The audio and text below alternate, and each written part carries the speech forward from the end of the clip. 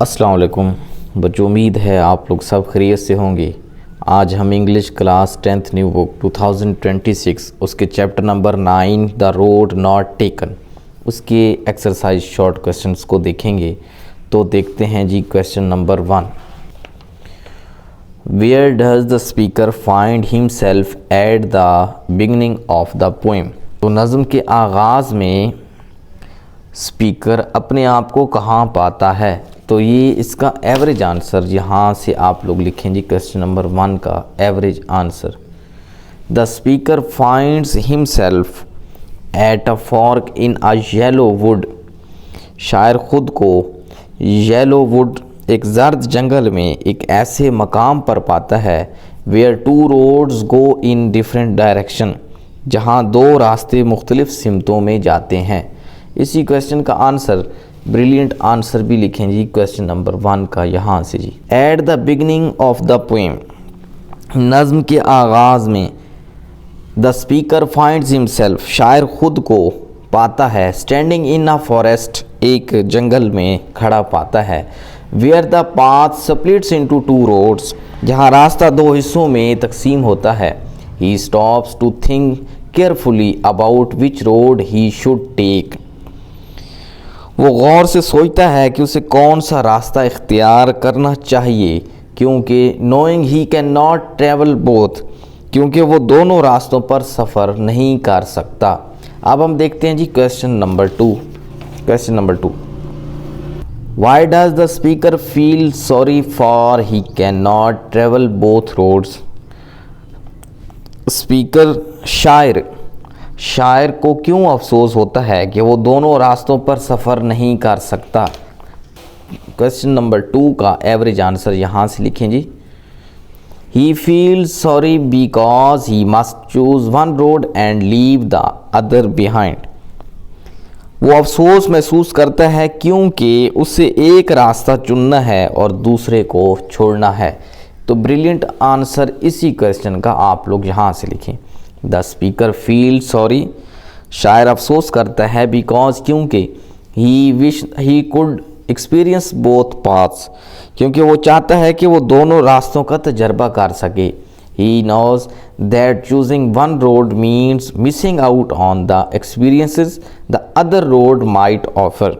वो जानता है कि एक रास्ता चुनने का मतलब दूसरे रास्ते के मुमकिन तजर्बात से महरूम हो जाना है। तो क्वेश्चन नंबर 3 का आंसर देखते हैं। अफसोस इसलिए करता है कि अगर एक रास्ता चुनूंगा तो जो दूसरा है दूसरे रास्ते के तजर्बात से मैं महरूम हो जाऊंगा, तो वो इसलिए अफसोस करता है। क्वेश्चन नंबर 3 देखते हैं। How does the speaker describe the two roads. शायर दोनों रास्तों को कैसे बयान करता है। तो क्वेश्चन नंबर 3 का एवरेज आंसर यहाँ से लिखें। He says that the roads are almost the same। वो कहता है कि दोनों रास्ते तकरीबन एक जैसे हैं। Both look equally worn and beautiful। दोनों यकसां इस्तेमाल शुदा और ख़ूबसूरत दिखाई देते हैं। अब इसी क्वेश्चन का ब्रिलियंट आंसर लिखें। क्वेश्चन नंबर 3 का brilliant answer, at first the poet suggest that one road is less travelled. शुरू में शायर इशारा करता है कि एक रास्ता कम इस्तेमाल हुआ है, but later he admits that both the roads are really about the same. लेकिन बाद में वो मान लेता है कि दोनों रास्ते हकीकत में तकरीबन एक जैसे हैं। They look equally worn and beautiful. दोनों यकसां इस्तेमाल शुदा और ख़ूबसूरत नज़र आते हैं। क्वेश्चन नंबर 4 देखते हैं जी। Number 4, What does the speaker mean when he says doubted if he should ever come back। Speaker का इससे क्या मतलब है जब वो कहता है शक है कि वो कभी वापस आएगा। शक है कि वो कभी वापस आएगा, इसका क्या मतलब है। तो क्वेश्चन नंबर 4 का एवरेज एंड ब्रिलियंट आंसर दोनों यहाँ से लिखें जी। ब्रिलियंट और एवरेज दोनों के लिए ही आंसर ये लिखें। The speaker means that life move forward. शायर का मतलब ये है कि ज़िंदगी आगे बढ़ती रहती है। एंड चॉइसेस आर फाइनल, और फैसले आखिरी होते हैं। Once he chooses one road, एक रास्ता चुन लेने के बाद, ही नोज, वो जानता है, he will probably never return to take the other path, वो जानता है कि शायद वो कभी वापस आकर दूसरा रास्ता इख्तियार ना कर सके। तो क्वेश्चन नंबर 5 देखते हैं जी। Question number 5, why do you think the speaker save the first road for another day, आप क्यों ख्याल करते हैं कि शायर पहले रास्ते को किसी और दिन के लिए बचाता है। तो क्वेश्चन नंबर 5 का एवरेज आंसर यहाँ से लिखें जी। He saves it for another day to comfort himself, वो अपने आप को तसल्ली देने के लिए दूसरे रास्ते को किसी और दिन के लिए छोड़ देता है। But he knows he may never return, लेकिन वो जानता है कि शायद वो कभी वापस ना आ सके। क्वेश्चन नंबर 5 का ब्रिलियंट आंसर यहाँ से लिखें जी। He hopes to try the first, वो उम्मीद करता है कि फर्स्ट रोड लेटर, के बाद में पहले रास्ते पर चलेगा। Even though he knows it is unlikely he will return, हालांकि वो जानता है कि उसका वापस आना मुमकिन नहीं। This shows his wish to explore all possibilities, but he understands that life does not always allow it, इससे ज़ाहिर होता है कि वो तमाम इम्कानात को आजमाना चाहता है, लेकिन वो समझता है कि ज़िंदगी हमेशा ऐसा मौका नहीं देती। तो क्वेश्चन नंबर 6 देखते हैं जी।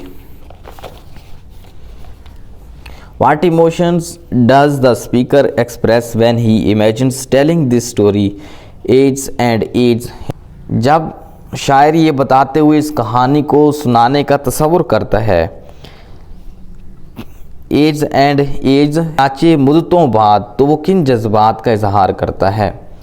तो चनाचे मुद्दतों बाद, तो वो किन जज्बात का इजहार करता है। Question number average answer, the speaker feels mixed emotions, शायर के जज्बात मिले जुले हैं। His deep Sai may suggest both regret and satisfaction, उसकी गहरी आह अफसोस और इत्मीनान दोनों की अलामत हो सकती है। ही also thinks that his choice made a big difference in his life, वो ये भी समझता है कि उसके फैसले ने उसकी ज़िंदगी में बड़ा फ़र्क पैदा किया। क्वेश्चन नंबर 6 का ब्रिलियंट आंसर यहाँ से लिखें जी। The speaker feels mixed emotions, शायर मिले जुले जज्बात महसूस करता है। He looks back on his choice with a deep sigh, वो अपने फैसले को एक गहरी आह के साथ याद करता है।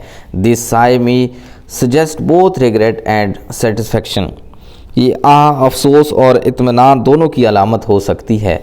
ही also feels proud that his decision shaped his life in a unique way, उसे इस बात पर भी फ़ख्र है कि उसके फ़ैसले ने उसकी ज़िंदगी को एक मुनफरिद अंदाज में तश्कील दिया है।